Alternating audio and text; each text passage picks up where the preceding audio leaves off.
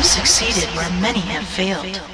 We have been following your journey and have known that you were the one who would reclaim the sacred Ark of the Covenant.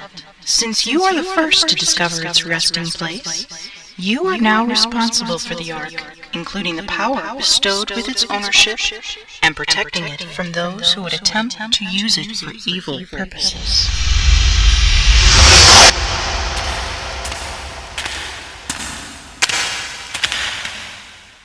You look as if you've seen a ghost. Come now, I'm sure you were suspect of my disappearance from the moment you arrived. But it was necessary for me to disappear after the others learned of the scroll. In fact, the curse was a charade to legitimize my passing. You see, word was sent from the Antiquities Council warning of impending doom, sanctioned by one of my trusted colleagues. So I concocted the curse and feigned an illness for a few days before being flown into Cairo and into hiding. That's where you came into the picture.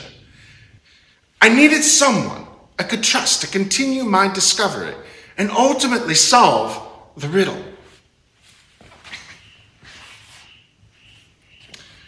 The often cryptic clues were put in place to thwart the other's efforts, quite successfully, I might add, but to aid in your journey. And as I knew you would, you succeeded where many failed.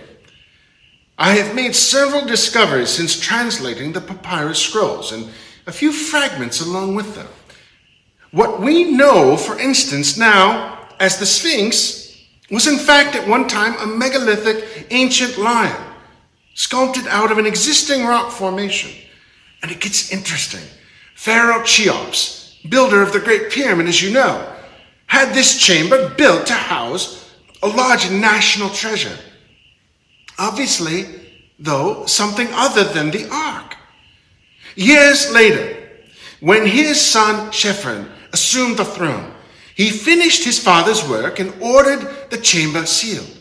Additional security measures were put in place, as you witnessed, friend, and the keys were hastily removed from the Chamber of Ages and cached deep within the Great Pyramid. Alas, the chamber was sealed forever, or so they had hoped. Now, Chephren also had his likeness carved in place of the face of the lion, transforming the majestic lion into the enigmatic Sphinx that we see today. But I'm puzzled by something. These security measures and structures are not of the same technological advances known to ancient Egypt in Chepren's time. And even more mysteriously, I have a partial translation that speaks of a mysterious traveler who introduced advanced mathematics and engineering to the Egyptians from, well, it appears from the Chaldean or Babylonian region, though I'm still working through the details to uncover this traveler's identity and purpose. So while the first scroll gave us the clues to finding the Ark, you might be interested in knowing that the accompanying scrolls recorded the historicity behind its disappearance. When King Nebuchadnezzar took the Ark and destroyed the Jerusalem temple, the Babylonians believed they could harness the power of the God of Abraham, Isaac, and Jacob and conquer all present and future enemies in one swift blow. However, they soon came to realize that this all-powerful God punished those who attempted to use the Ark for evil purposes.